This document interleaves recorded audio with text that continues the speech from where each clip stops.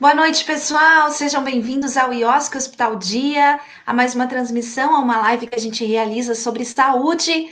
E nesta semana, começando a semana, hoje, dia 21 de setembro de 2020, vamos falar sobre Setembro Vermelho, uma campanha que tem se fortalecido aqui na região oeste do estado de Santa Catarina já há alguns anos, em razão da motivação de muitos cardiologistas para falar e divulgar sobre saúde do coração.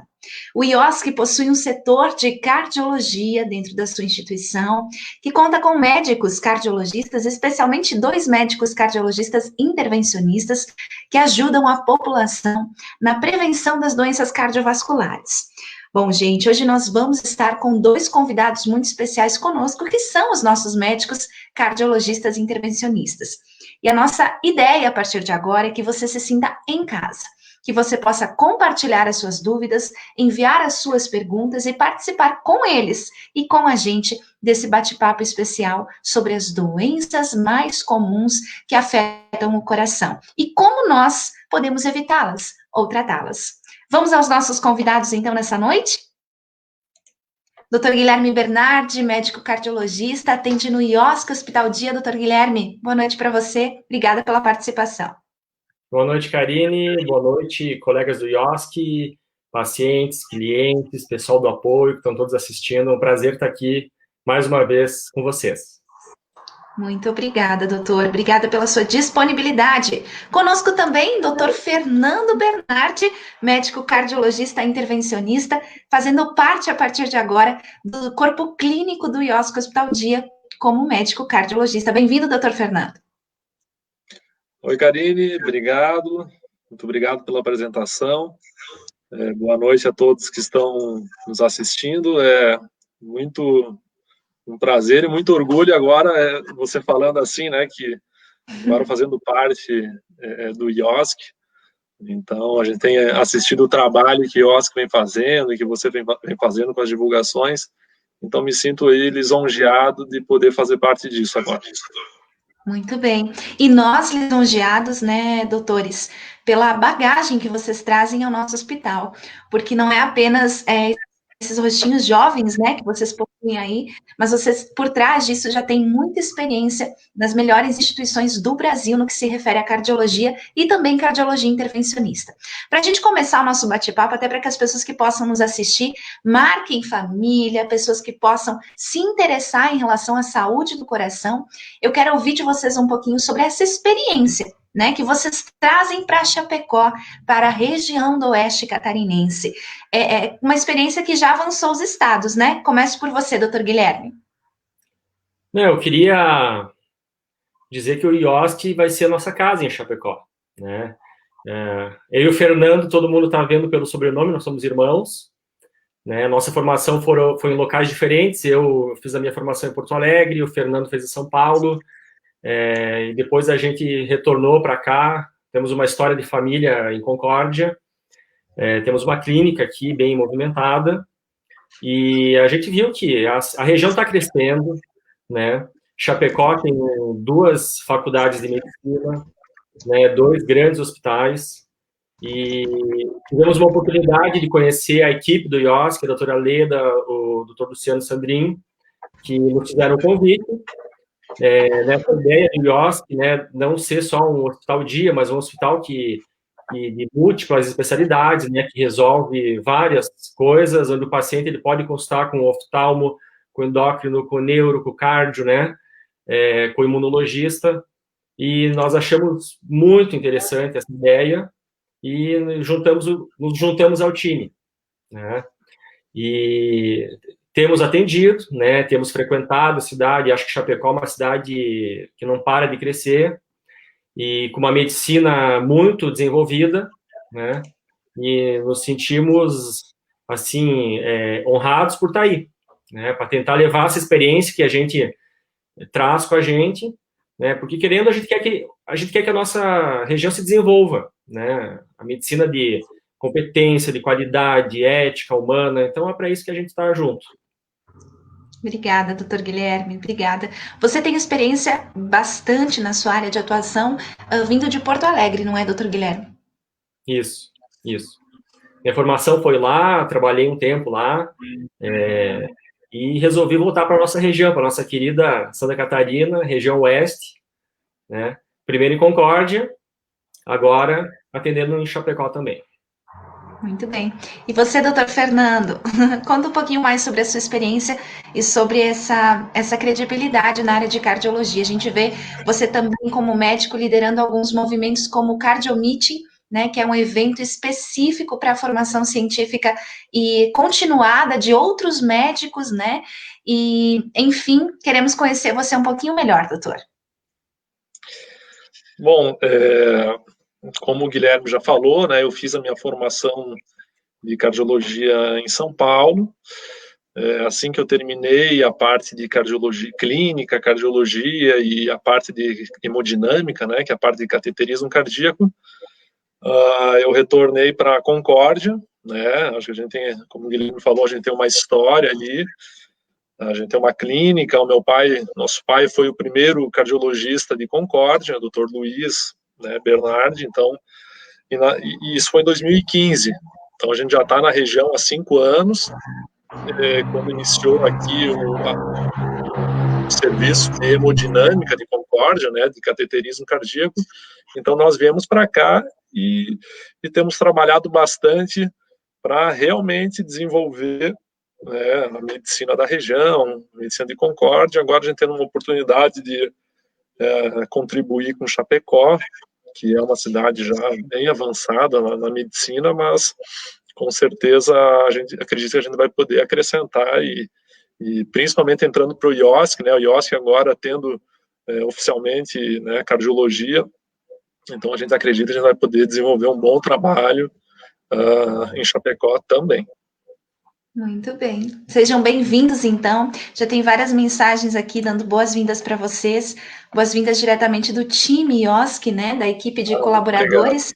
Isso, e também do público externo, que a partir de agora começa a nos ver e pode perguntar, não é, doutores? Não é sempre, pessoal, que a gente tem 2 médicos cardiologistas que têm experiência e também conseguem conversar com as pessoas numa linguagem fácil, né? Então, mandem as suas dúvidas, as suas perguntas, porque a partir de agora nós vamos falar da saúde do coração. E olha só, não é porque o coração, né, doutores, foi algo muito falado durante toda essa pandemia. O Covid trouxe aí, né, uma preocupação ainda maior para as pessoas que têm problemas cardiovasculares, se intensificou muito o atendimento a essas pessoas, vocês, né, por serem médicos jovens, também estão atuando na linha de frente do Covid nas unidades de terapia intensiva aí dos hospitais da região, mas sempre as doenças do coração foram um motivo de grande preocupação, não só agora na época de Covid.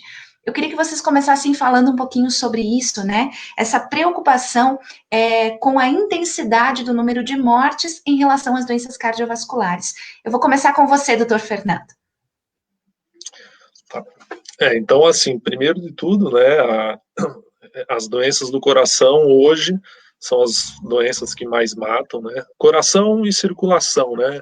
A gente fala doenças cardiovasculares, né, são as doenças que mais matam, então aí entra principalmente infarto, AVC, né, que é o derrame, insuficiência cardíaca, e isso é na nossa região, e quanto mais desenvolvida uma região, mais isso é verdade, né, porque menos as pessoas morrem criança, tem menos morte infantil, menos morte por infecções, pneumonias, ou seja, são regiões onde a população envelhece, né, e as doenças do coração e da circulação, elas estão muito relacionadas com o processo de envelhecimento, são doenças degenerativas. Então, na nossa região, que é uma região super desenvolvida, com uma expectativa de vida muito grande, então, realmente, aqui, sem sombra de dúvidas, são as doenças que mais matam. Então, é fundamental, né, a gente trabalhar nisso, principalmente na prevenção. Acho que a gente vai poder ter a oportunidade de conversar um pouco mais aqui logo mais, mas a prevenção dessas doenças é muito importante e quando elas se instalarem, o tratamento precoce, rápido e precoce, né? Então, hoje evoluiu muito a cardiologia, felizmente a gente tem conseguido fazer coisas que há pouco tempo atrás não seria possível, né? É verdade. Nós temos um dado aqui, né, doutor, confirmando o que você nos traz, de que as doenças cardiovasculares matam 17 milhões e meio de pessoas ao ano no mundo todo. Né, doutor Guilherme Bernardi, essa alta incidência, confirmada pelo doutor Fernando, está presente na nossa região também. Como ajudar, né? Como fazer com que as pessoas e a gente possa reverter esse dado, reverter esse cenário na nossa região, doutor Guilherme? Isso aqui, o que se fala é assim, promoção e prevenção, né? Promoção de saúde, Prev e Prome, né? Que hoje o que a gente quer trazer aqui em relação ao Setembro Vermelho é isso, né? Vamos prevenir, vamos promover saúde, a gente tem que educar as pessoas, ensinar as pessoas, que elas tenham conhecimento que quando ela mais precisar de um coração bom, ela pode sentir falta, né? Por exemplo, a gente vê pessoas que estão tendo casos graves de coronavírus, mas que tinham um coração saudável.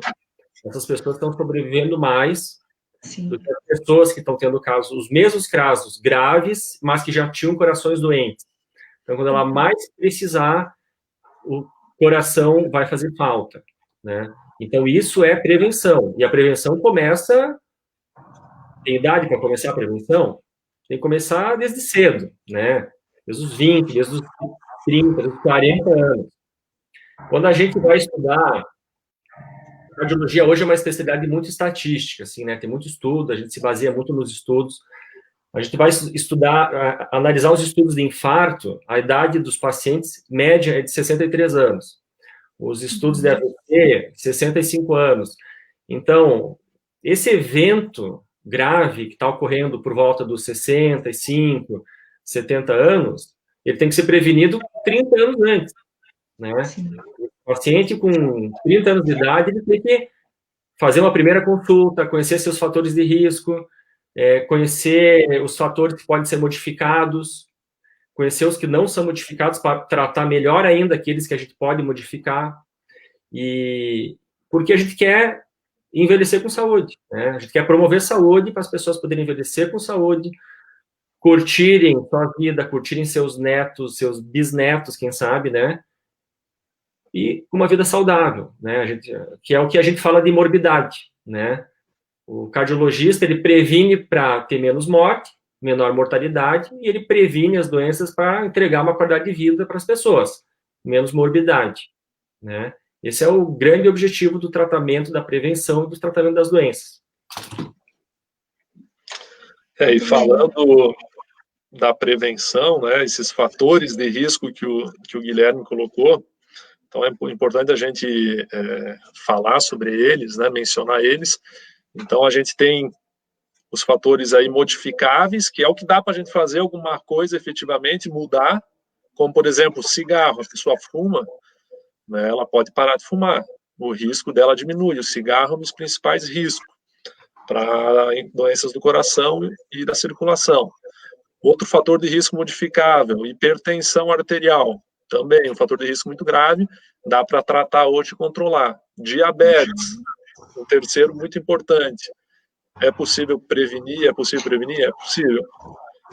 Aí entra também colesterol elevado, dá para tratar e diminuir. Né? Obesidade, falta de atividade física, tudo isso são fatores de risco que a gente consegue, nós, junto com o paciente, né, trabalhar em cima e reverter. Né? A pessoa pode emagrecer, a pessoa pode controlar o diabetes, pode controlar a pressão, e tudo isso aí, como o Guilherme falou, é um processo que vai lento se instalando até que chega uma hora que estoura a bomba, né? Então, você tem que começar lá no início da vida adulta, né? Com 20, 30, 40 anos já tem que estar se cuidando. E aí tem os fatores de risco que não dá para a gente modificar, né? Que basicamente são dois, a idade, né? A gente vai envelhecer, infelizmente não dá para voltar atrás, mas dá para envelhecer bem, e fatores genéticos, né? Tipo, que é hereditário, né? Se você tem uma família que as pessoas infartam 40, 50 anos, você tem que se cuidar mais ainda, né? Então, isso que são os fatores modificáveis e não modificáveis. Então, é importante as pessoas entenderem, e o nosso tratamento, a intensificação do tratamento né? É em cima de conhecer esses fatores de risco de cada indivíduo. São atendimentos personalizados, né? E em cada um deles não há uma receita pronta, né? Para cuidar da saúde do coração. Cada caso é específico. No momento que a gente faz uma primeira análise, uma primeira consulta, né, doutores? Vocês solicitam alguns exames para que a gente possa saber como está a saúde do coração nesse primeiro momento. Sobre isso, nós já temos uma pergunta, e é da Josiane, que diz o seguinte: o que vocês sugerem de exames para diagnósticos precoces, fora a eletro ou teste de esteira? Tem alguma coisa? Conte pra gente, acho que descrevam pra gente um pouquinho como é esse primeiro contato, né? Para saber como está o nosso coração.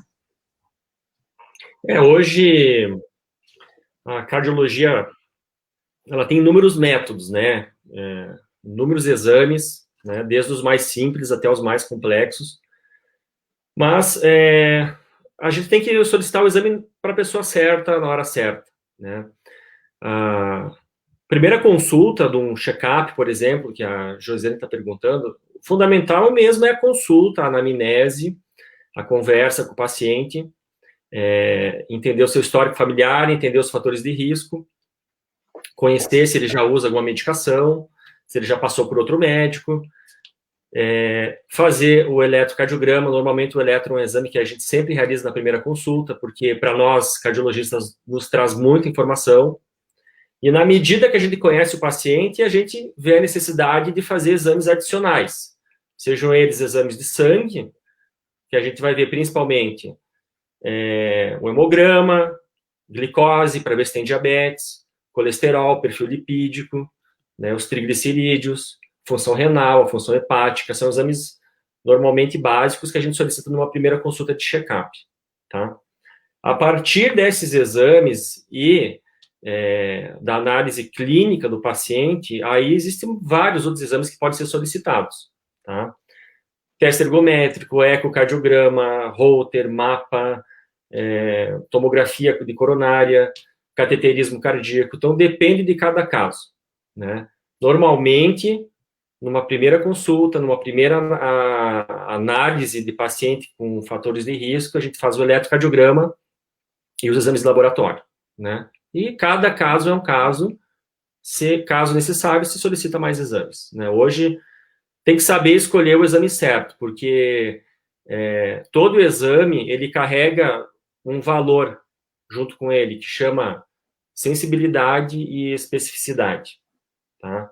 Então, entender a informação que o exame vai te dar para aquele paciente, acho que hoje é o principal raciocínio que o médico tem que fazer diante dos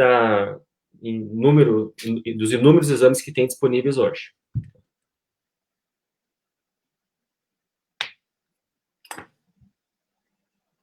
Acho que a Karine está sem áudio, Karine. Aqui, tá certo.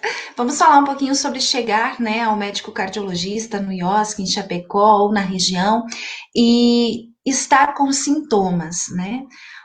Como buscar um médico cardiologista? Quais seriam os sintomas que mais preocupam e que as pessoas devem estar ligadas a fazer essa consulta ao médico, doutores? Doutor Fernando, você.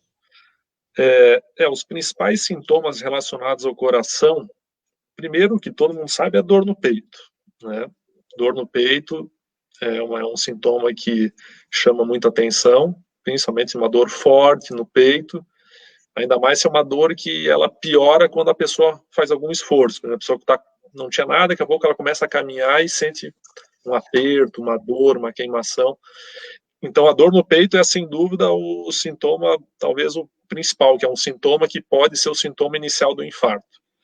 Mas outros sintomas ligados a doenças do coração é falta de ar, a pessoa começar a cansar muito fácil, né? Caminhava normalmente, agora caminha, qualquer subidinha já está ficando muito ofegante. Desmaio é um outro sintoma muito relacionado a doenças do coração, né? A pessoa perder a consciência, ter episódios de desmaio. Palpitações, que é o coração, a pessoa às vezes sentiu o coração acelerado, né? Isso pode estar relacionado com arritmias do coração. Inchaço, né, nos pés, edema, que a gente chama nos pés, também é um sintoma relacionado ao coração. Então, esses são os principais sintomas ligados às doenças. É claro que tem outras situações aí que podem, eventualmente, não se apresentar dessa forma, como pressão alta. Às vezes a pessoa só tem pressão alta, mede lá a pressão num exame de rotina no trabalho e estava com 200 por 100. Né? Às vezes a pessoa é assintomática, mas ela já tem alguma alteração. Algo mais para acrescentar, Gui? Eu acho que seria importante a gente distinguir um pouco das emergências e quando que a pessoa tem que procurar emergência e quando daria para, né, marcar uma consulta e tudo mais. Então, fala um pouco de emergência, o que tu acha? Uma coisa que a gente vê o pessoal falar, né? Ah, doutor, o coração não dói, né? Exatamente, isso aí. Gente, coração engraçado. Dói. E quando o coração dói, é infarto, entendeu? Ele só, doutor, o coração não dói. Dói, tá? Toda dor no peito, é claro que assim, vou dar um exemplo, né? O jovem foi na academia, fez uma musculação e forçou o músculo peitoral, né? Então ele está com uma dor no músculo peitoral que é na frente do coração, no peito, né? E ele vem examinar, eles vêm consultar para uma dor no peito. A gente examina, toca no músculo, dói o músculo. A gente tem certeza que a dor ali é do músculo, ele forçou, tá? Mas é uma dor no peito, né? Mas dores no peito que não tem nenhuma relação com algum esforço que ele fez, simplesmente começou a ter dor, tem que ser avaliado. E de preferência numa emergência, né? Toda dor no peito forte, que gera desconforto, que gera um mal-estar, que a pessoa pode sentir vontade de ficar nauseada, vontade de vomitar, ela sua, quer dizer, é uma dor que está gerando desconforto mesmo. Isso é uma emergência médica e tem que ser procurado o pronto-socorro. Tá?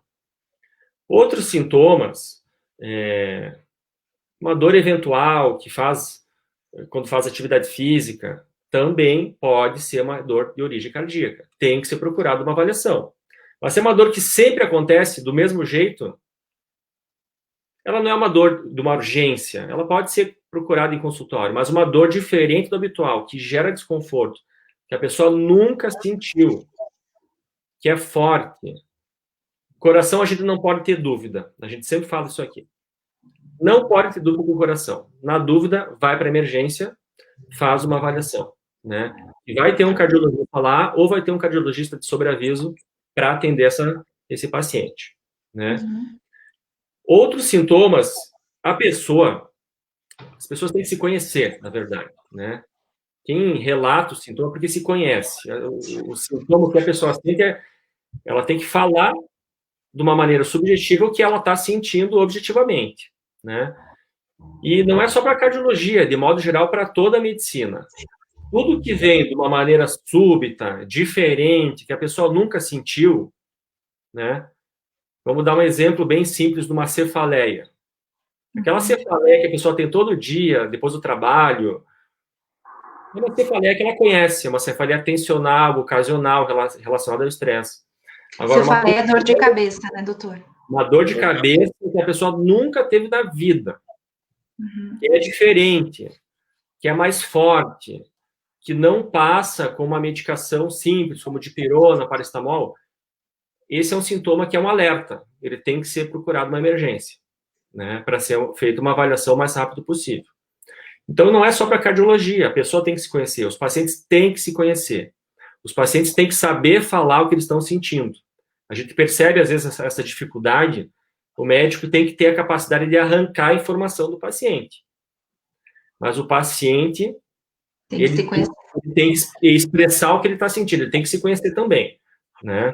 Médico é detetive, a gente tem que ficar procurando os sinais, os sintomas, as pistas, e quem nos dá as pistas é o paciente. Isso que o Guilherme falou, e realmente, assim, a gente sabe, a gente nos conhece, na verdade, e é muito comum a gente ver isso quando chega um paciente com infarto e tal. Às vezes tem aquele, né, o infarto é uma coisa muito comum em homem, né, mas um pouco mais jovem do que mulher, mas acontece nos dois sexos.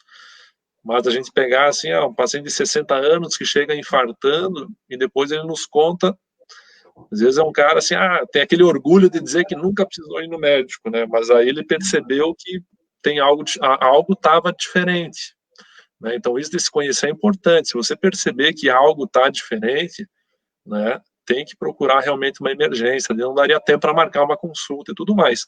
Principalmente se é uma pessoa que tem aqueles fatores de risco que eu mencionei, aí que a gente começa a ligar os pontos, né? É uma pessoa que já tem 60 anos, que fuma, que está obeso, não faz atividade física, uma dor no peito nessa pessoa é muito mais preocupante do que uma dor no peito num jovem, atleta, magro e tal, né, que não fuma. Então a gente começa a ligar os pontos aí. Então, você assim, sabe que não está com a saúde muito regrada, não está se cuidando, está estressado, fuma, tem que ficar mais atento ainda a esses sintomas, né? Porque as emergências cardiológicas, elas acontecem rápido, é por isso que mata tanto, às vezes não dá tempo de chegar no hospital.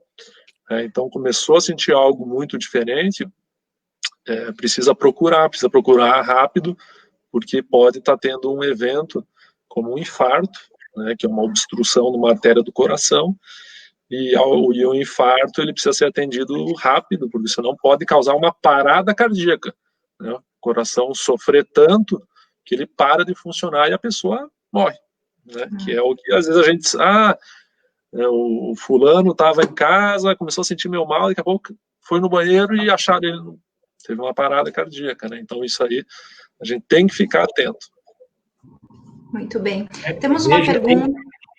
Pode falar. Veja bem o que aconteceu no início da pandemia do coronavírus, né? As autoridades públicas, tanto do Brasil como do mundo inteiro, falaram para as pessoas não ir para o hospital, ficar em casa, né? E o que a gente percebeu, inclusive nós percebemos em Concórdia, colegas nossos de Porto Alegre, de São Paulo, e depois começou o mundo inteiro a falar que os infartos desapareceram, né? Ué, o que aconteceu? As pessoas estavam infartando em casa e não estavam procurando hospital. Né? Com medo, né? Do coronavírus. Com medo de se contaminar. Então, assim, e quando procuravam hospital, já procuravam em situação que não dava mais para salvar o coração. Né? Já estavam em situações em estágio avançado da doença. Então, teve uma curva, além da curva de óbito do coronavírus, teve uma curva de óbito de doença cardiovascular absurda. Sim, muita gente morreu do coração em casa porque não buscou ajuda, né? Então, acho que é tão complexo, né, essa pandemia, o que nós estamos vivendo, como ela interferiu na cardiologia, na pneumologia, na neurologia. Então, foi uma confusão e agora, ainda bem que estamos com curvas descendentes, assim, quase voltando ao normal, né? E a gente vê também, né, doutores, muitos cardiologistas cuidando das pessoas com saúde do coração normal, né, nesse tempo de Covid. Então, essa informação de vocês, né, esse acesso de vocês ao que realmente é a informação correta, faz com que muitas pessoas busquem o profissional já da saúde do coração para cuidar exclusivamente nesse caso do Covid também. Então, foi muito interessante essa união, né, das áreas, a integração multidisciplinar das áreas e esse acesso dos cardiologistas no tratamento do Covid. Depois a gente vai falar um pouquinho mais sobre isso, porque eu gostaria de saber também, né, nós do IOSC, como é que está o cenário do Covid na nossa região agora. E vocês podem nos dar um panorama um pouquinho melhor sobre isso. Mas a gente tem uma pergunta da Juliana aqui que diz o seguinte: com qual frequência um paciente hipertenso deve ir à consulta médica com cardiologista, caso esteja bem ou com a pressão normal? Oi, Juliana. Então, assim, se é hipertensão, a gente tem que entender que as doenças, né, o ser humano, ele tem essa mania de querer classificar, né, hipertenso ou não hipertenso, como se só existe isso, mas a natureza não respeita isso, né, a natureza existe o normal, o hipertenso leve, o médio, o grave, né, o severo. Então, ali a própria Juliana já está perguntando se é um hipertenso, já bem controlado, com a pressão normal, né? Então, um caso desse, que está bem controlado, já conseguiu acertar essa medicação, a pressão está lá 120/80, né, o famoso 12/8, e a pessoa, se não sente nada, uma vez por ano é suficiente, né? Uma vez por ano é suficiente. Óbvio que no decorrer desse ano, se alguma coisa mudar, adianta a consulta e procura antes, né? Mas uma vez por ano é mais do que o suficiente.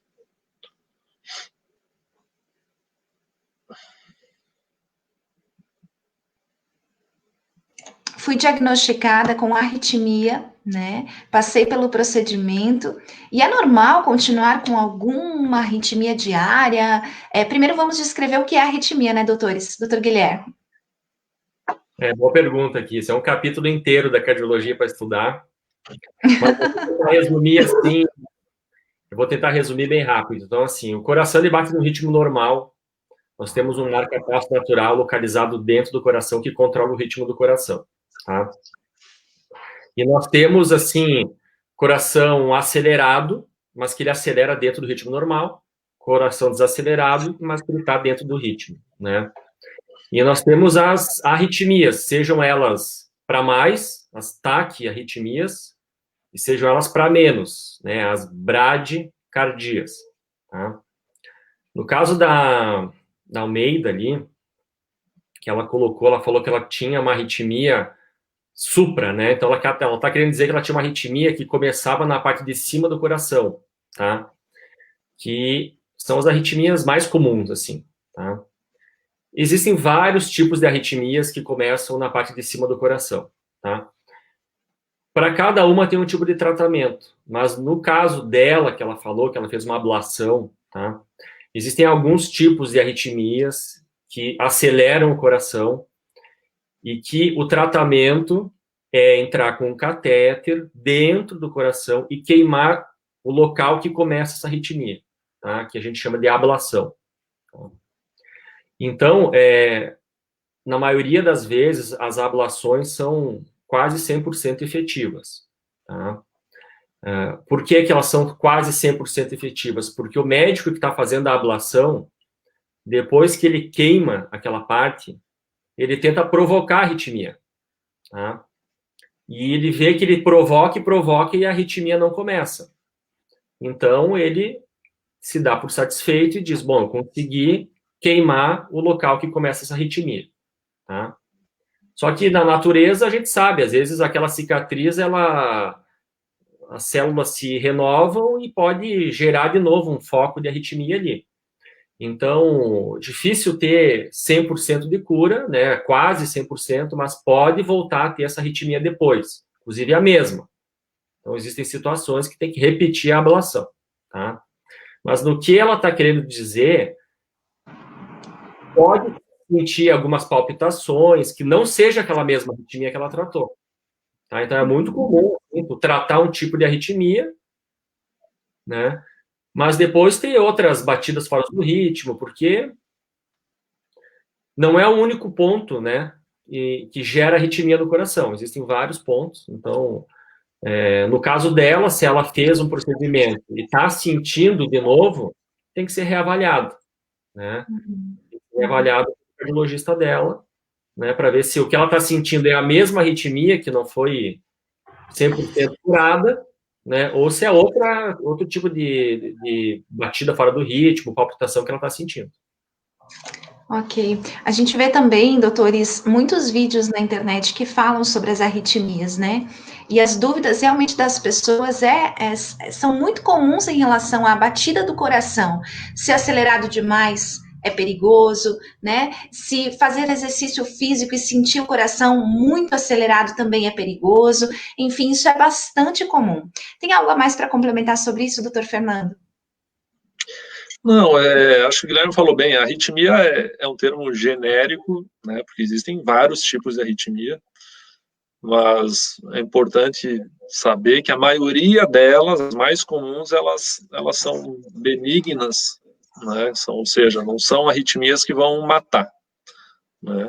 Claro que existem algumas que são malignas, que têm potencial de causar uma parada cardíaca e tudo mais, mas felizmente é a minoria, né. Então, mas assim, é um tema que é muito específico, não dá para a gente generalizar, né, porque assim, cada arritmia pode ter um tratamento diferente e tudo mais. Inclusive, existe dentro da cardiologia até uma subespecialidade só de arritmia, né? Então, é importante, mas eu acho uma informação importante as pessoas saberem que a arritmia não é tudo igual e que a maioria é benigna, felizmente. Muito bem. Nós temos uma outra pergunta mais complexa aqui também, que é do Luiz Carlos. Ele descreve, né, um paciente que realizou um implante de válvula aórtica. Ele conta um pouquinho sobre isso, mas a pergunta aqui no final é interessante, olha, doutores. A dúvida é, essa paciente que já realizou um segundo implante de válvula aórtica, né, ela deve seguir sua vida profissional normalmente? Ou necessita de cuidados, questão de esforço físico, estresse, Covid? Como que são esses casos de pacientes que já realizaram procedimentos para salvar o coração? Vamos dizer assim. Boa pergunta aqui do Luiz Carlos Arruda, né? Assim, ó, quando a gente trata o coração, a gente trata para a pessoa poder voltar para a vida normal, né? Legal. Então, a gente trata um infarto, a gente quer que essa pessoa se recupere. Se precisar, ela passa por um período de reabilitação para voltar para a vida normal. Quando tem, por exemplo, nesse caso que foi colocado, né? Tinha uma doença de uma válvula, junto com essa doença dessa válvula tinha um aneurisma, né?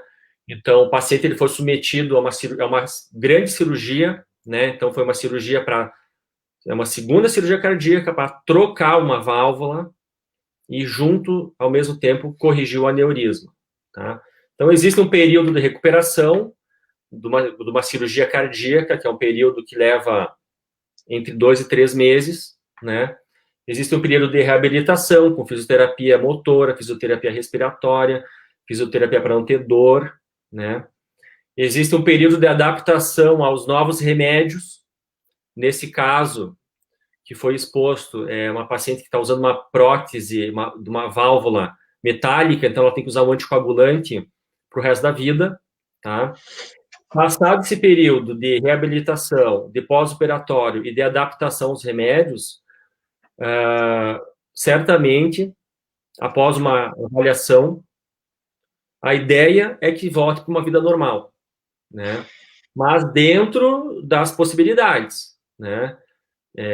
Uma vida normal de trabalho, de convívio social, mas certamente difícil vai ser um atleta de alta performance, né? Ou vai fazer trabalhos específicos, por exemplo, vai lidar com altitude, vai lidar com locais de perigo, né? Mas a ideia é que todo cardiologista, seja intervencionista, cirurgião cardíaco, quando a gente trata o paciente, a gente quer reabilitar ele para a vida, né? Claro, situações extremas, onde se consegue melhorar, mas não corrigir tudo, e que fique sequelas cardíacas, né? Muitas vezes tem que aposentar o paciente, porque ele vai estar debilitado para o esforço, né? Mas eu acho que, nesse caso específico, assim, a ideia, dependendo da idade do paciente, se é jovem, tá?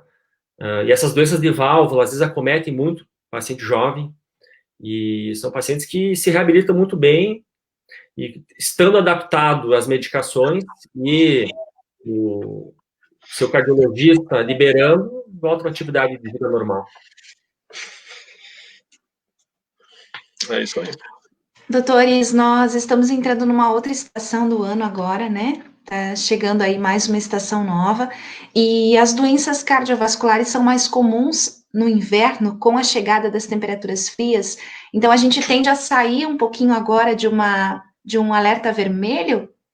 Como descrever isso? Doutor Fernando. Estatisticamente, as doenças cardíacas, elas descompensam mais no frio, né? O frio, isso aí a gente vê, é nítido, isso aí já está comprovado.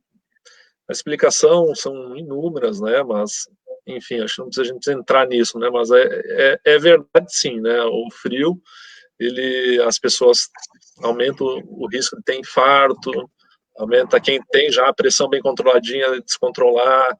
quem tem insuficiência cardíaca, coração fraco, às vezes começar a dar uma piorada, mas também está muito relacionado às infecções, sabe, Karine?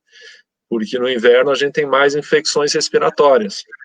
Hoje a gente está vivendo a crise do Covid, mas tem gripe, tem infecções, sinusites, pneumonias, e elas aumentam no inverno, porque são doenças, né, transmissíveis, então as pessoas estão mais dentro de fechadas, ar-condicionado e tudo mais, janela não fica aberta. Então, eu acho que essa pandemia do Covid, a gente tem que tirar algumas lições, né? E uma delas, muito importante, vai ser para os próximos invernos, a gente se cuidar mais e não ficar transmitindo doença. Como, por exemplo, né, o uso de máscara, que a gente viu que funcionou e ajudou demais, segurar um pouco essa crise aí do Covid, né? Então, assim,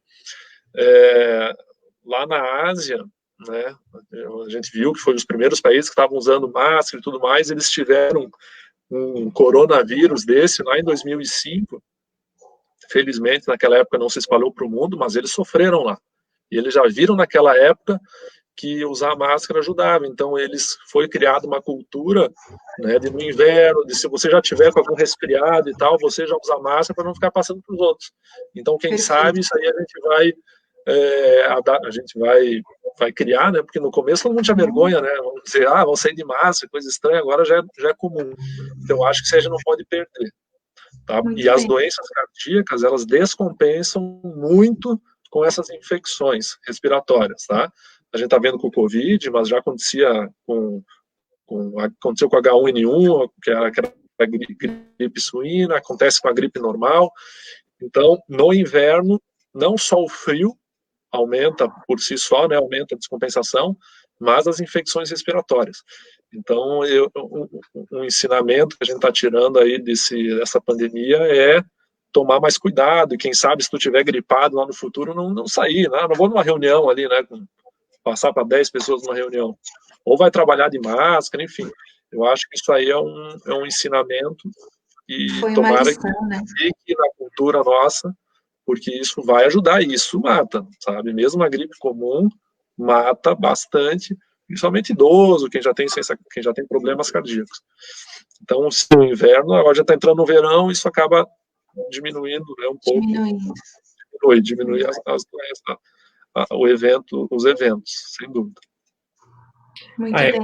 Aqui eu quero dar uma informação, né, de utilidade pública, a gente vai sair um pouco da cardiologia, mas hoje a gente acompanhou nos jornais, né, uma nova onda de infecções pelo coronavírus começando na Europa, né? Então, reabriu-se os mercados, as pessoas saíram e começou o vírus a circular de novo, tá? Isso aqui pode ser que aconteça aqui com a gente também, tá? As escolas vão voltar, as pessoas vão circular de novo, mas o que eu quero dizer é o seguinte: não parem de usar máscara, tá? Por favor, continuem usando máscara, tá?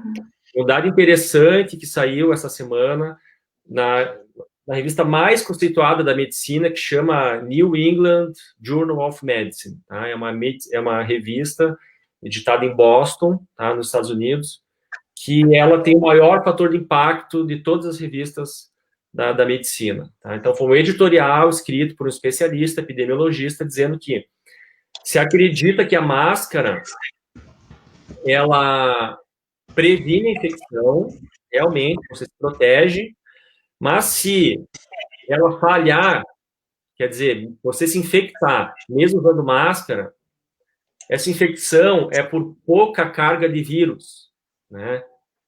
Então, você acaba fazendo o quadro quase que assintomático, né? Mal e mal uma coriza, um pouco de dor de garganta, mas que já é suficiente para gerar imunidade.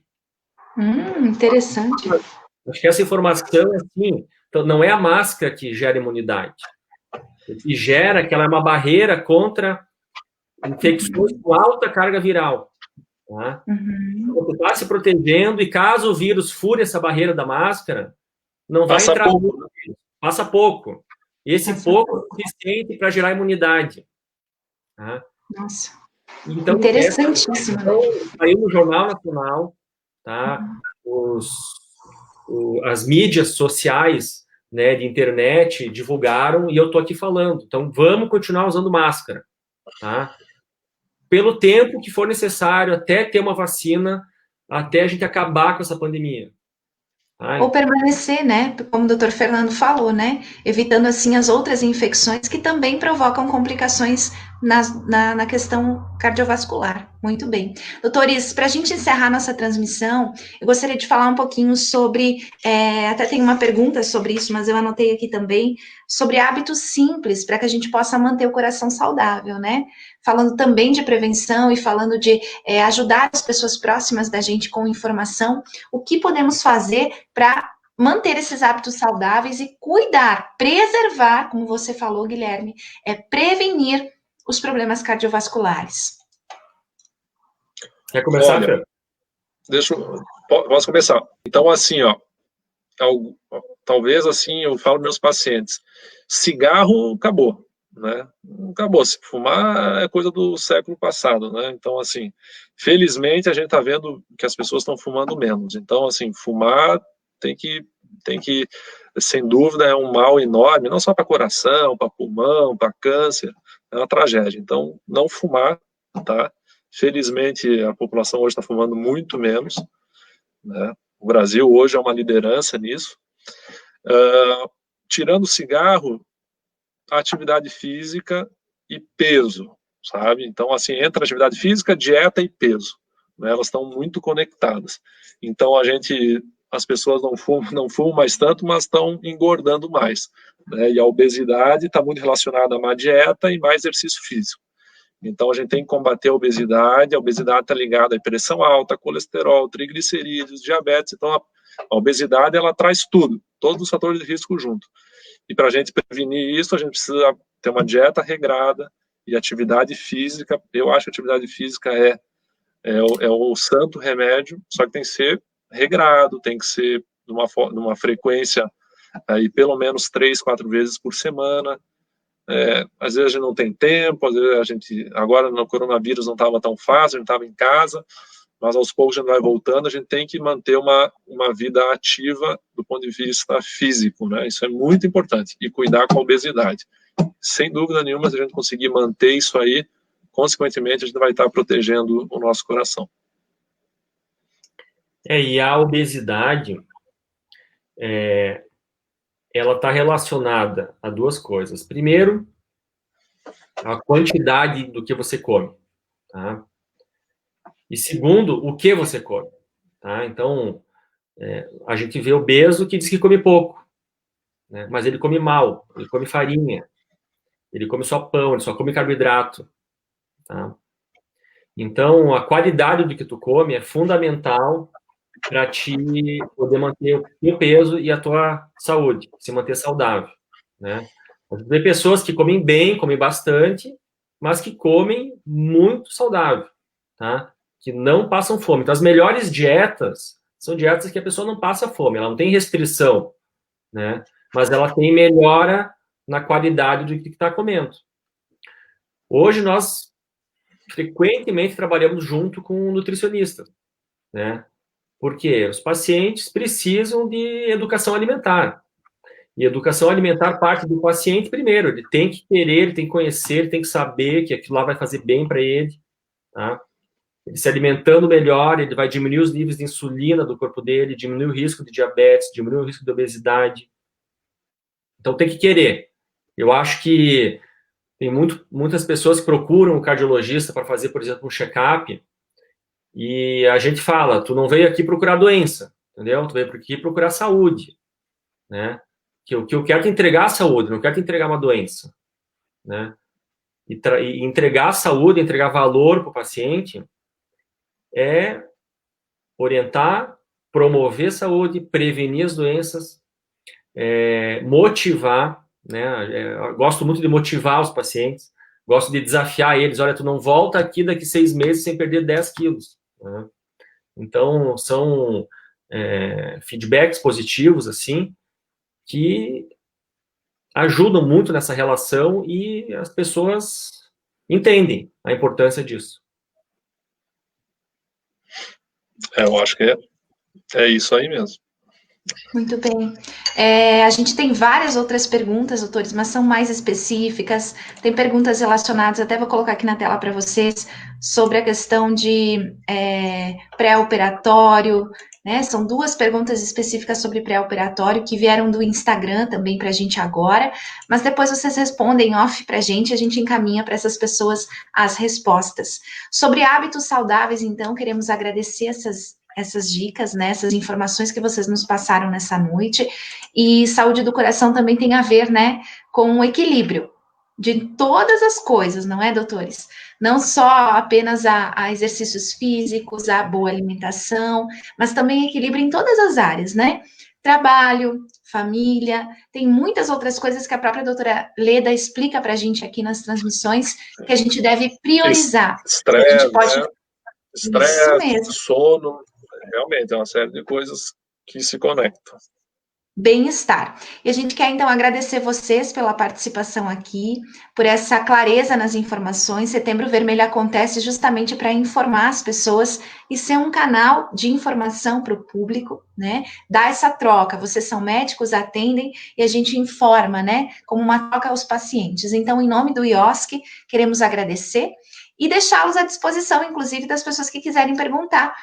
Podem perguntar ainda, viu? Depois a gente manda as respostas dos nossos médicos. Doutor Fernando, então, bem-vindo ao time do IOSC. Doutor Guilherme, continue seu trabalho com a gente e vamos fortalecer essa identidade de cardiologia número 1 aí, contemplando esse time de grandes cardiologistas que nós já temos em Chapecó e região, não é? Obrigada. Obrigado. Boa noite. Boa noite. Boa noite, doutores. Muito bem, pessoal, esses são os nossos cardiologistas do IOSC Hospital Dia, Dr. Fernando Bernardi e Dr. Guilherme Bernardi, médicos que estão fazendo parte do corpo clínico do IOSC em Chapecó. Então, você pode conhecê-los ou você pode consultar um cardiologista que a gente indicar também, entrando em contato com a gente no nosso site, que tem um local de pré-agendamento.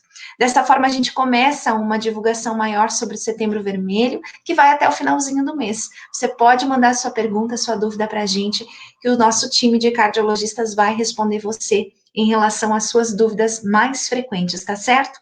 Tenham todos uma boa noite. Lembrando que hoje também foi o dia de conscientização sobre a doença de Alzheimer, né? Então, se você quer saber mais sobre isso, o site do IOSC tem informações postadas pela nossa neurologista, que vai explicar um pouquinho mais sobre isso e trazer essa clareza de informação para você.